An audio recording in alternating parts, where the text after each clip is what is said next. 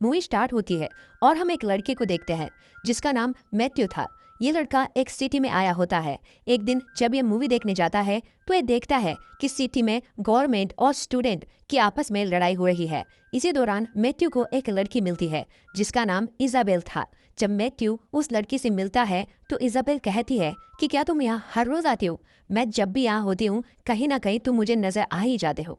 Matthew कहता है कि मैं यहाँ अमेरिका से अपनी पढ़ाई पूरी करने आया हूँ, लेकिन सबसे बुरी बात यह है कि मेरा यहाँ पर कोई भी दोस्त नहीं है। मैथ्यू को एनाबेल बहुत ज्यादा पसंद आई थी। एनाबेल उसे अपने भाई थियो से मिलवाती है। यहाँ थियो और मैथ्यू में दोस्ती हो जाती है, जहाँ हमें पता चलता है कि इन तीनों को मूवीज देखना बहुत पसंद है। ये दोनों एक दूसरे को अपने बारे में बता रहे थे कि तभी वहाँ पर पुलिस आ जाती है और सभी लोगों को लाठियों से मारने लगती है, क्योंकि स्टूडेंट ने पूरी सिटी में शोर मचा कर रखा था। अब ये तीनों यहाँ से भाग जाते हैं। रास्ते में चलते चलते ये कुछ बातें करते हैं और अपने अपने घर चले जाते हैं। रात को मैथ्यू अपनी मॉम को एक लेटर लिखता है और सो जाता है। अगली सुबह मैथ्यू को थियो का कॉल आता है और थियो मैथ्यू को अपने घर बुलाता है। ये सुनकर मैथ्यू बहुत खुश होता है, क्योंकि मैथ्यू फिर से इजाबेल से मिलने वाला था। मैथ्यू के घर आने पर वो इजाबेल की मॉम से मिलता है। मैथ्यू ने अपने बारे में बताता है। तब इसाबेल की मॉम उसे कहती है कि मैं भी अमेरिका से ही हूँ। अब मैथ्यू इसाबेल के डैड से मिलता है, जहाँ मैथ्यू इसाबेल के डैड को पसंद आता है। कुछ देर में सभी डिनर करने लगते हैं, जहाँ इसाबेल के डैड सभी के साथ बातें कर रहे थे, लेकिन उनकी बातों में किसी को भी इंटरेस्ट नहीं था। अब इसाबेल मैथ्यू को आज अपने घर रुकने के लिए कहती है, इसलिए मैथ्यू उसकी बात मान जाता है। रात को इसाबेल थियो और मैथ्यू को किस करके अपने रूम में चली जाती है। इस बात से मैथ्यू को बहुत ही अजीब लगता है। रात को मैथ्यू बाथरूम के लिए जाता है। बाथरूम से आते वक्त मैथ्यू इसाबेल के कमरे में झांकता है। तब वो देखता है कि इसाबेल और थियो एक साथ बिना कपड़ों के सोए हुए हैं। ये बात मैथ्यू के लिए काफी डिस्टर्बिंग थी। अब मैथ्यू फिर से अपने कमरे में आकर सो जाता है। अगले दिन इसाबेल के मॉम डैड घर से बाहर चले जाते हैं। जब मैथ्यू सो रहा था तभी अचानक इसाबेल आ जाती है और मैथ्यू को जगाने लगती है। मैथ्यू ने अपना अंडरवियर नहीं पहना था, इसलिए मैथ्यू रजाई से बाहर नहीं आता। कुछ देर में जब मैथ्यू बाथरूम में था तब वहाँ इसाबेल आती है और मैथ्यू के होठों को छूने लगती है। इसाबेल कहती है कि तुम्हारे होठ बहुत खूबसूरत है। अब इसाबेल मैथ्यू के होठों पर लिपस्टिक लगाने वाली थी, लेकिन मैथ्यू उसे मना कर देता है और वहाँ से जाने लगता है। तभी वहाँ थियो आता है। थियो अपने कपड़े उतारकर नहाने लगता है। ये चीज़ मैथ्यू को काफ़ी ज़्यादा अजीब लग रही थी। वो मैथ्यू से कहता है कि मेरी मॉम और डैड काफ़ी लंबे जर्नी के लिए गए हैं, वो अब बहुत सारे दिनों तक वापस नहीं आएंगे। तुम कुछ दिन और हमारे साथ रुक सकते हो। मैथ्यू कहता है कि तुम मुझे अभी तक जानते भी नहीं और इतने दिन अपने घर में रुकने के लिए तुम मुझे कैसे कह सकते हो। इसाबेल कहती है कि हम तुम्हें अच्छी तरह से जान पाए, इसीलिए हम तुम्हें यहाँ रुकने के लिए कह रहे हैं। कुछ देर में ये तीनों एक मूवी के ऊपर डिस्कस करने लग जाते हैं। डिस्कस करते करते इनके बीच में बहस शुरू हो जाती है। तब थियो कहता है कि हम तुम्हें एक मूवी का सीन परफॉर्म करके दिखाएंगे, तुम हमें देख कर बताना कि हम कौन सी मूवी का सीन कर रहे हैं। अगर तुम नहीं बता पाए तो जो हम कहेंगे वो तुम्हें करना पड़ेगा। इसाबेल और थियो मूवी का सीन परफॉर्म करते हैं। तब मैथ्यू मूवी का नाम बता देता है। ये देखकर इसाबेल और थियो काफी हैरान थे। इसाबेल कहती है कि हमें तुम्हारे जैसे ही दोस्त की तलाश थी और आज तुम हमें मिल गए। ये एक काफी पुरानी मूवी का सीन था, जिसमें तीन दोस्त एक आर्ट गैलरी में बिना परमिशन के घुसते हैं और काफी तेज भागकर वहां से निकलते हैं।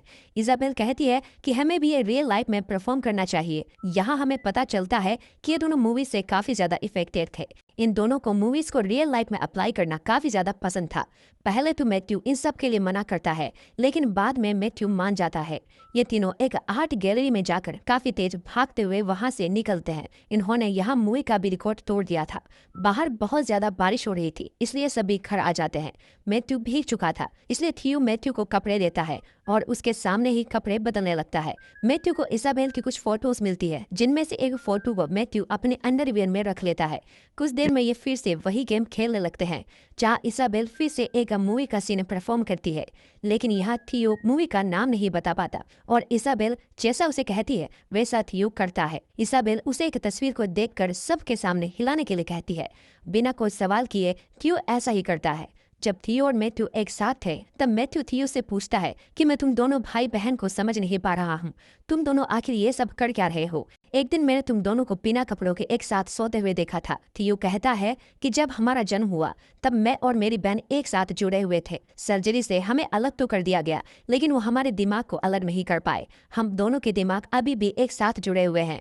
अब रात को फिर से थियो एक मूवी का सीन परफॉर्म करता है, लेकिन इजाबेल और मैथ्यू इस मूवी का नाम नहीं बता पाते, इसलिए थियो इन दोनों को अपने सामने घपाघप करने के लिए कहता है।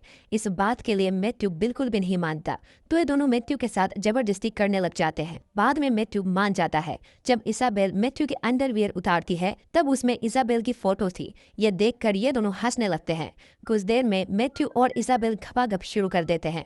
इसाबेल के खून को देखकर मैथ्यू समझ जाता है कि इसाबेल अभी तक वर्जिन है। जब इसाबेल और मैथ्यू बात कर रहे थे तब मैथ्यू कहता है कि अगर इन सब के बारे में तुम्हारे पेरेंट्स को पता चल गया तो क्या होगा। इसाबेल कहती है कि अगर ऐसा हुआ तो मैं सुसाइड कर लूंगी। इसके बाद थियो इसाबेल के पास आकर सो जाता है। थियो कहता है कि हम दोनों एक साथ जुड़े हुए हैं। तुम सिर्फ हमारे दोस्त हो, लेकिन तुम कभी भी हमारे बीच में नहीं आ सकते। कुछ दिन बीत जाते हैं और इजाबेल और थियो के मॉम डैड के दिए हुए पैसे अब खत्म हो चुके थे, इसलिए घर से बचा हुआ खराब खाना खाते हैं। एक दिन जब ये एक साथ नहा रहे थे तब थियो और मैथ्यू में बहस शुरू हो जाती है। थियो कहता है कि अमेरिकन हमारी सिटी से लड़ाई करना चाहते हैं, वो हमारे लोगों को और हमारे बच्चों को मार रहे हैं। वो कहता है कि इन सब के जिम्मेदार तुम अमेरिकन हो। मैथ्यू कहता है कि हम मजबूर है, हमें फौज में जाना पड़ता है, ये सब कंट्रोल हमारी सरकार का होता है। इजाबेल गुस्सा हो जाती है और इन दोनों की बहस रोक देती है। एक दिन थियो और इजाबेल मैथ्यू के प्राइवेट पार्ट के हेयर को काटने लगते हैं, लेकिन मैथ्यू गुस्सा होकर कहता है कि तुम्हारा सिर्फ शरीर बड़ा हुआ है, दिमाग से तुम अभी तक बच्चे हो। मैथ्यू इजाबेल से पूछता है कि क्या तुम कभी किसी के साथ डेट पर गई हो। इजाबेल इसके लिए मना करती है। अगले दिन मैथ्यू और इजाबेल एक दूसरे के साथ डेट पर जाते हैं। जब ये घर वापस लौटते हैं तो इजाबेल को पता चलता है कि थियो किसी लड़की के साथ खपाखप कर रहा है। उसकी आवाज रूम से बाहर आ रही थी। ये सुनकर इजाबेल रोने लगती है और मैथ्यू को यहाँ से जाने के लिए कहती है। अगले दिन इजाबेल, मैथ्यू और थियो एक टेंट के नीचे बिना कपड़ों के सोते हैं, जैसा कि वो बचपन में किया करते थे। अगली सुबह इजाबेल के मॉम डैड घर पर वापस आ जाते हैं और इन्हें देखकर काफी ज्यादा डिस्टर्ब हो जाते हैं। इजाबेल के डैड इन्हें नहीं जगाते। वो एक बड़े अमाउंट का चेक लिखते हैं और इजाबेल के पास छोड़कर हमेशा हमेशा के लिए वहां से चले जाते हैं। जब इजाबेल उठती है तो वो चेक को देखती है। इजाबेल समझ जाती है कि उसके मॉम डैड को सब कुछ पता चल गया है। वो एक मूवी के सीन की तरह एक गैस की पाइप लेती है और उसे चालू करके अपने पास रखकर सो जाती है, ताकि उस गैस की वजह से इनकी मौत हो जाए। तभी वहाँ वॉर शुरू हो जाती है। अब ये तीनों उठते हैं और इस वॉर में शामिल हो जाते हैं। यहाँ थियो कुछ लोगों को बॉम्ब बनाते हुए देखता है, इसलिए वो भी उनके साथ शामिल हो जाता है। मैथ्यू उसे रोकने की कोशिश करता है, लेकिन इजाबेल और थियो उसकी बात नहीं मानते। थियो एक बॉम्ब लेकर अमेरिकन पर फेंकता है, जिसकी वजह से अमेरिकन भड़क जाते हैं और वॉर शुरू हो जाती है। इसी के साथ ये मूवी खत्म हो जाती है। दोस्तों, अगर आपको ये मूवी पसंद आई हो तो वीडियो को लाइक और चैनल को सब्सक्राइब जरूर करें और हमें कमेंट में बताएं कि इजाबेल और थियो ऐसा क्यों करते थे। मिलते हैं आपसे अगले वीडियो में, तब तक के लिए बाय बाय।